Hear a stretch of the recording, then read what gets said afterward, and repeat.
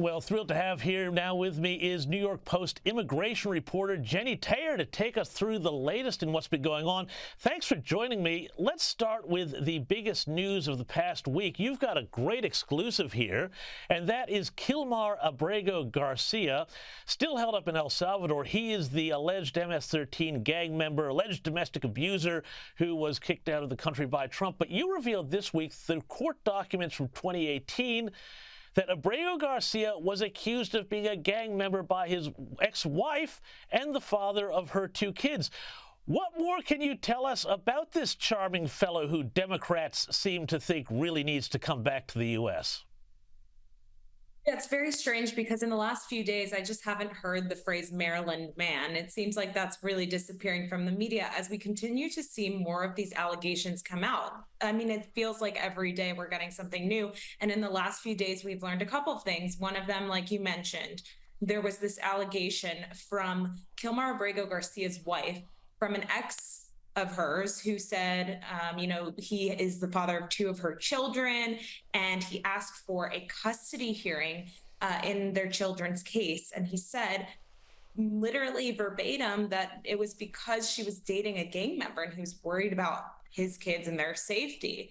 On top of that, Kilmar Abrego Garcia's wife had filed two separate petitions with the court in Maryland seeking protective orders, one in 2020, one in 2021, against Kilmar. She alleged that he was physically beating her, that she was abusing her. She had to call the cops in one instance, she said, and there were many times that she had outlined alleged abuse on his part.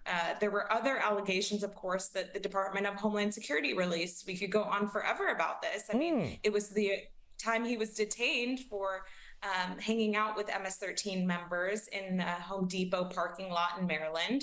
That time he was found wearing clothes with insignia that is consistent with MS-13 gang members. He was also found to have, there was actually a credible witness who testified that they knew him, that he had rank in the gang, that he was absolutely a member. They even said he was a member of their Western clique. This just continues to unravel. And again, this is someone the media had put out as, a Maryland man, a father that had been wrongly deported. And yes, the Trump administration acknowledged there was a clerical error in his removal to El Salvador, but they do have mounting evidence against him at this point. Well, it's just shocking that this is the guy the Democrats want to put up as the face of, the victims of Trump's crackdown. But as J.D. Vance once famously said, Margaret, I don't want that person in my country.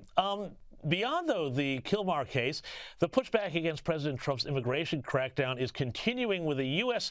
federal judge in California banning the Border Patrol from arresting illegal aliens without a warrant. This seems nuts to me, but here's a bit more from Fox News. Yesterday, California District Judge Jennifer Thurston demanded CBP agents cannot arrest suspected illegal migrants without a warrant or reason to believe the person is a flight risk before they can get one. Jennie, walk me through this here. If they are illegally in the country, why does the Border Patrol need to go to a judge to get a warrant? Sure, and being someone who's illegally in the country without ties to the community is already technically considered a flight risk by these federal agents.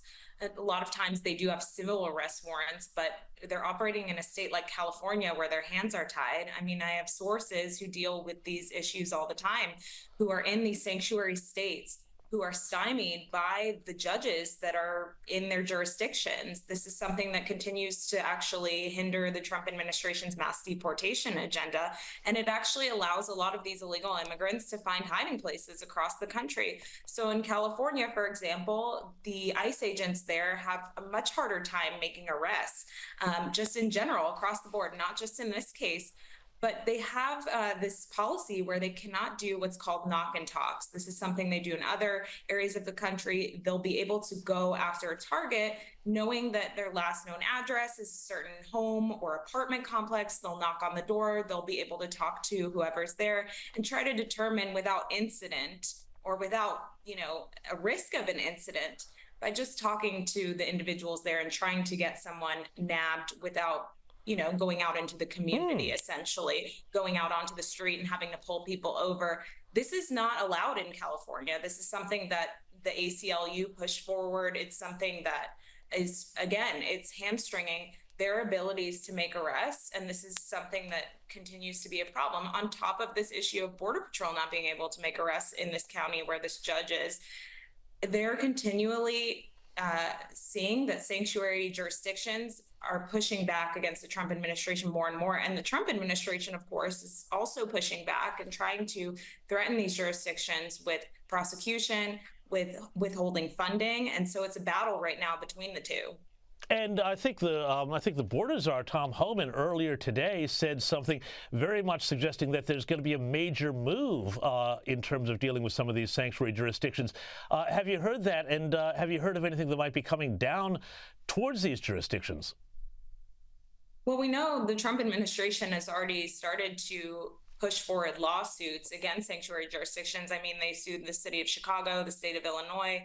So that's the governor there, the mayor there, Cook County, which is notorious for releasing illegal immigrants into the community there. So they've already set their sights on some areas of the country, and they've already pushed back on some jurisdictions that have pushed back on their efforts. And so it's kind of been a tit for tat, but we'll see what these efforts produce. And yes, it's my understanding that they will continue to do this.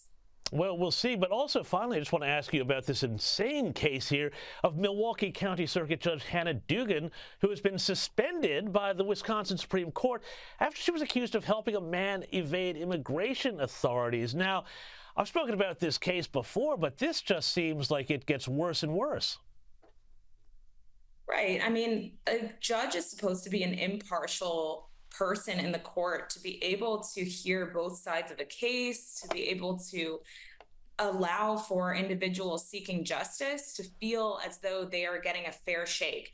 In this case, you have a judge who is allowing and actually helping allegedly cover up an illegal immigrant from ICE. They showed up at the courthouse. They were waiting for this individual who actually has a rap sheet to come out of the court and to make an arrest, trying to do so, where they knew he was. And this judge tried to escort him allegedly out of a back door where she knew that they weren't waiting. She had been in communication with her staffers who had tipped her off about this allegedly. Unbelievable. And so we're learning. Yeah, it's unbelievable, hearing the testimony here and reading the affidavits of this story and what allegedly went down here.